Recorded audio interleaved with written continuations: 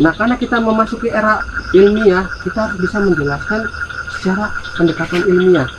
Karena emang masyarakat modern masyarakat yang ilmiah, bukan masyarakat yang klinik. Kalau tujuan kedua untuk mencari wangsit, ilmiahnya di mana gitu? Di komunitas alam kesucian ada orang yang patah tulang, ada orang yang jantungnya bocor, ada orang yang ya banyak lah, dia sudah melakukan terapi ya, di dokter nggak sembuh-sembuh.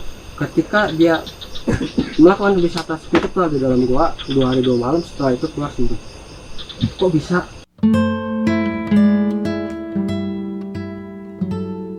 Kami menamakan kegiatan yang di dalam goa itu sebagai kegiatan wisata spiritual.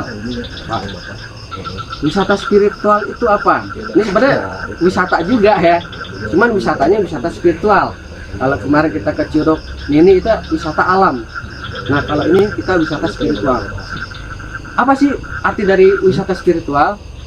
Menurut bahasa Indonesia, wisata artinya pergi bersama-sama untuk memperluas pengetahuan, refreshing dan sebagainya. Jadi wisata itu bisa tujuannya untuk mencari pengetahuan. Kalau di sekolah kita ada namanya study tour, kita ke tempat wisata sambil belajar sejarah misalnya gitu. Ada juga yang tujuannya refreshing, yaitu seperti ke Curug ini ya, kita untuk refreshing. Itu pengertian daripada wisata. Dan spiritual itu apa? Jadi yang disebut spiritual itu berhubungan dengan keadaan atau bersifat kejiwaan. Kalau kita wisata alam berarti wisatanya keluar diri. Nah, wisata spiritual itu kita wisatanya ke dalam diri gitu. Jadi secara kalimat, wisata spiritual itu adalah suatu kegiatan yang dilakukan secara bersama-sama dengan maksud untuk memperoleh pengetahuan yang luas yang berhubungan dengan jiwa. Jadi sebenarnya jiwa kita ya, diri manusia itu kan, Nabi Muhammad sendiri mengatakan, jika kamu ingin membuka alam semesta maka bukalah dirimu. Manusia itu, diri kita itu adalah mikrokosmos, sedangkan alam itu adalah makrokosmos. Jadi kalau kita melihat alam, sebenarnya di diri kita juga ada gitu.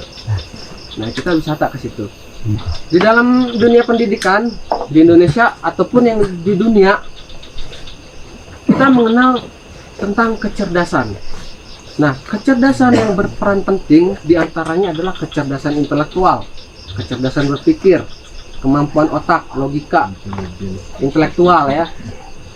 Ada juga kecerdasan emosional, empati, bagaimana kita bersikap, bisa menghibur diri, bisa kita kalau dagang itu bisa ceria sehingga dagangannya laris, itu disebut kecerdasan emosional. Dan ada juga kecerdasan spiritual. Dan yang lain-lain adalah kecerdasan majemuk seperti olahraga, seni dan lain sebagainya. Nah, kecerdasan ini sesuai dengan undang-undang pendidikan yang ada di Indonesia. Jadi pendidikan di Indonesia itu intinya mengandung keempat kategori ini. Ini yang basic ya. Kalau kita belajar IT itu kan lebih kepada pengembangan, tapi basic manusianya, setiap orang sekalipun dia bukan seorang ahli komputer, nggak semua orang harus jadi ahli komputer, nggak semua orang ahli pertanian, tapi setiap orang harus punya kecerdasan ini. Dia harus punya kecerdasan intelektual, emosional, dan spiritual. Itu basic. Nah, kecerdasan spiritual itu menurut para ahli ya, didefinisikan adalah sebagai suatu kecerdasan yang membantu seseorang untuk mengembangkan dirinya secara utuh melalui penciptaan kemungkinan untuk menerapkan nilai-nilai positif. Ini bahasa tekstualnya.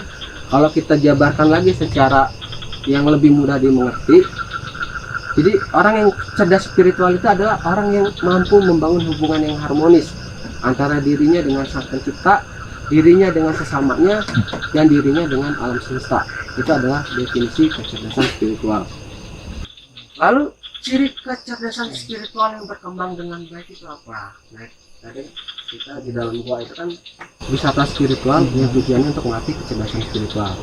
Nah, cirinya orang yang punya kecerdasan spiritual yang berkembang dengan baik ya, artinya berkembang itu enggak dia udah pinter banget gitu. Kayak misalkan saya, oh berarti bapak udah pinter banget, udah spiritual. Enggak juga, saya juga masih belajar, masih berkembang. Nah, tapi ada tanda-tandanya, minimal kita adalah sekian persen gitu.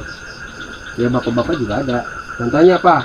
Orang yang punya kecerdasan spiritual yang berkembang, dia bersikap fleksibel, mudah menyesuaikan diri dengan lingkungan, mudah menyesuaikan diri dengan perkembangan zaman, luas gitu, nggak kagetan, nggak gumunan, nggak latah gitu.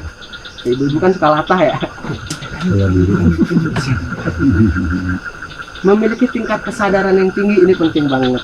Kesadaran yang tinggi, definisi sadar apa sih? Nanti kita bahas lebih lanjut karena waktunya juga terbatas.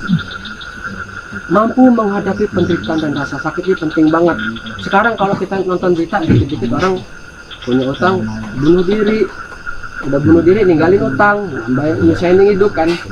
Ada juga dia lari ke narkoba, lari ke minuman keras, lari ke hal-hal negatif.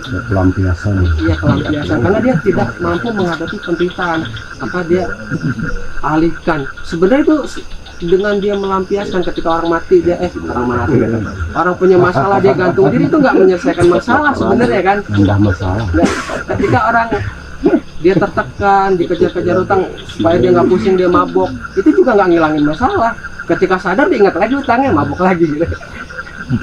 Mampu mengambil pelajaran berharga dari kegagalan. Apalagi ini desa ini lagi mau program dari Pak Ades ini kan supaya kita maju, jadi harus siap resiko, karena namanya kita usaha, namanya kita berjuang itu ya nggak langsung enak, ada prosesnya dan prosesnya pasti pahit gitu. Nah, kalau kita bisa mengambil pelajaran dari kegagalan, itu adalah poinnya. Karena usaha itu sama dengan berjuang. Nah, usaha itu bukan hasil, tapi perjuangan gitu. Perjuangan menghadapi yang pahit-pahit. Mampu mewujudkan hidup sesuai visi dan misi. Waktu kecil kita ditanya cita-citanya mau jadi apa, mau jadi dokter. Itu bagus. Setiap orang harus punya cita-cita, harus punya keinginan. Aku cita-cita desa Setiawaras menjadi desa wisata yang maju. Itu kan satu hal yang penting. Tanpa ada visi, kita tidak akan bisa bergerak. Kita nggak punya tujuan hidup. Ada visi, maka kita punya misi. Supaya nyampe sana kita harus ngapain. Nah, dengan kecerdasan spiritual, kita diperkuat lah untuk mewujudkan visi dan misi itu. Mampu melihat keterkaitan antara berbagai hal, serta mandiri, yang pada akhirnya membuat orang mengerti akan makna hidupnya. Mandiri ini, kita bicara bangsa Indonesia saat ini ya hampir belum mandiri ya, karena kita ekonomi belum berdikari, mungkin secara politik juga masih belum berdaulat penuh gitu. Ya, tapi itu nanti jadi ngomongin negara ikutan pusing gitu Pak. Ngomongin diri aja deh. Oke. Wisata spiritual yang kita lakukan di Goa itu bertujuan untuk membangun kecerdasan spiritual. Nah, metode yang kita lakukan, kalau tadi Pak Maman menyampaikan secara penghayatan, secara nilai-nilai. Nah, karena kita memasuki era era ilmiah, kita harus bisa menjelaskan secara pendekatan ilmiah.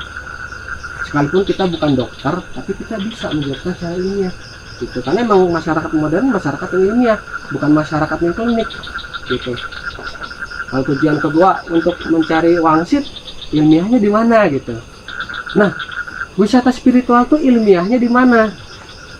Jadi di dalam ilmu fisiologi, ilmu bedah ya, ilmu tentang bedah-bedah organ ya. Jadi di luar negeri itu dia suka bedah-bedah badan orang gitu. Dia teliti, kenapa sih manusia itu bisa berpikir? Dibuka-buka, ternyata dia punya otak, makanya dia bisa berpikir. Kenapa manusia kok bisa deg-degan kalau ngelihat cewek gitu ya, di beda-beda ternyata punya jantung. Nah, itu cara kerja orang luar negeri seperti itu mindsetnya.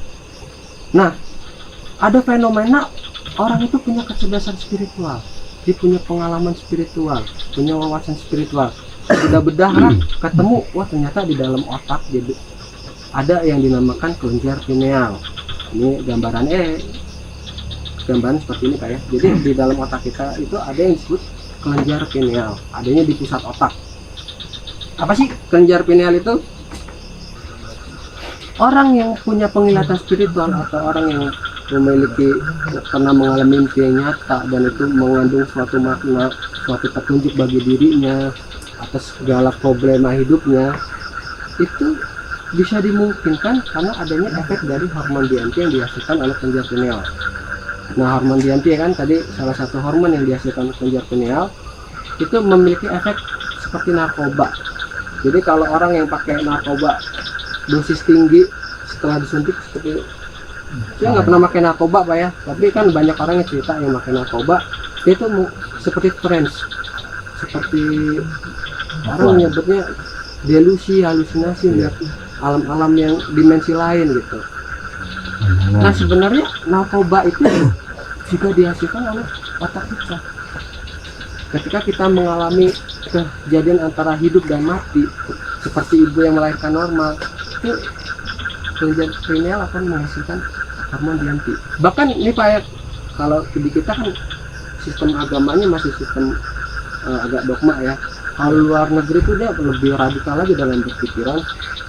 Mereka secara ilmiah mengatakan ketika Nabi Musa dia melihat penglihatan spiritual itu secara ilmiah dia menghasilkan hormon DMT di kepalanya. Itu menurut kacamata ilmiah ya. Tapi kan kalau secara agama kan kita udah lo yakin aja gitu kan. Tapi kalau kita bicara ilmiah karena lebih seperti itu ya, menemukan persamaannya seperti itu. Di luar negeri dia juga meneliti, dia bikinlah DMT sintetis. Nah, mungkin yang sudah familiar di Indonesia itu adalah penyakit diabetes.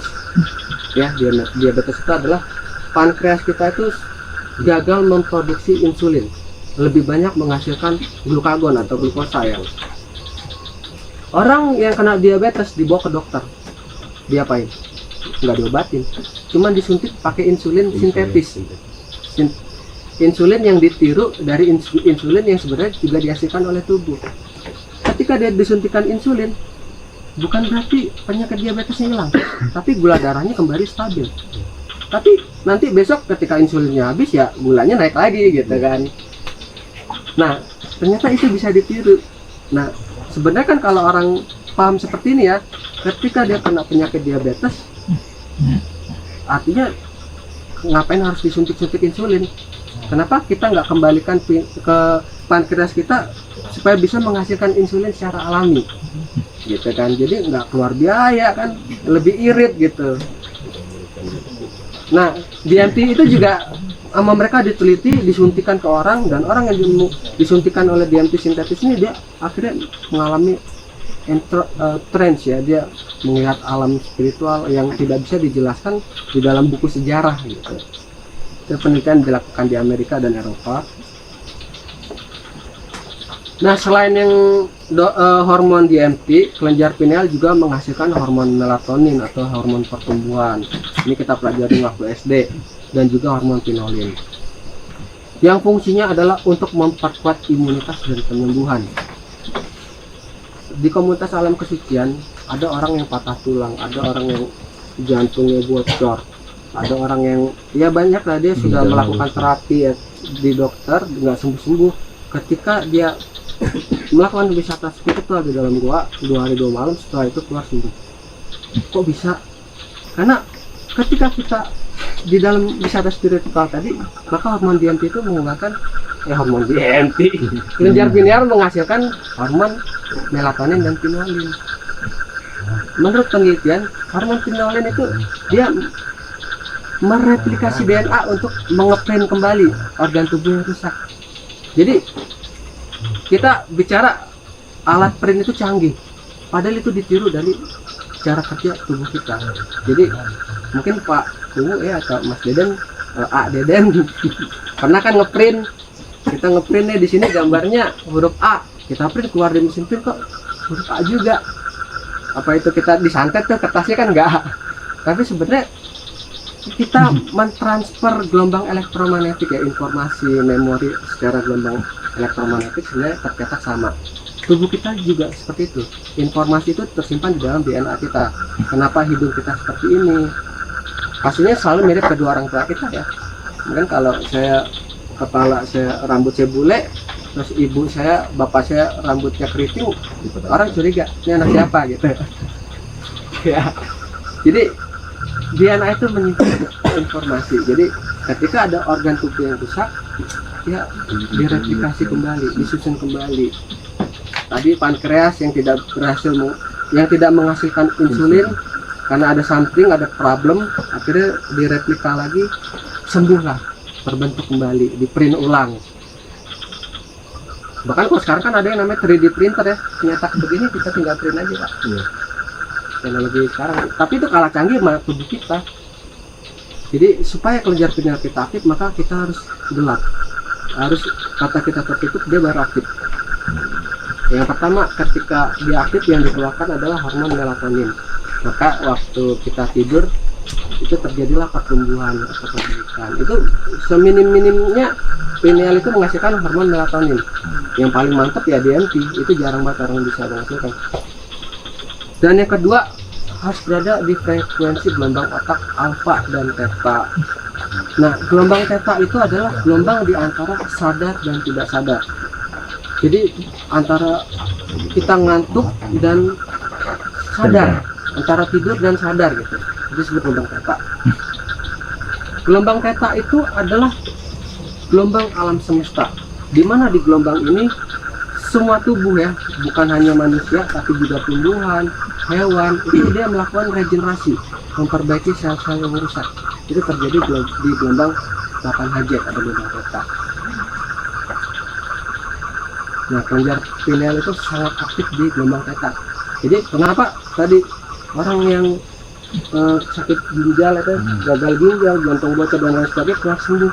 Itu karena di sana kita dipaksa untuk bukan tidur ya, kita belajar di antara, intinya kita berusaha untuk berada di gelombang theta, antara sadar dan tidak sadar, sambil memuji Tuhan, sambil menghayati dasar-dasar keimanan kata saya satu.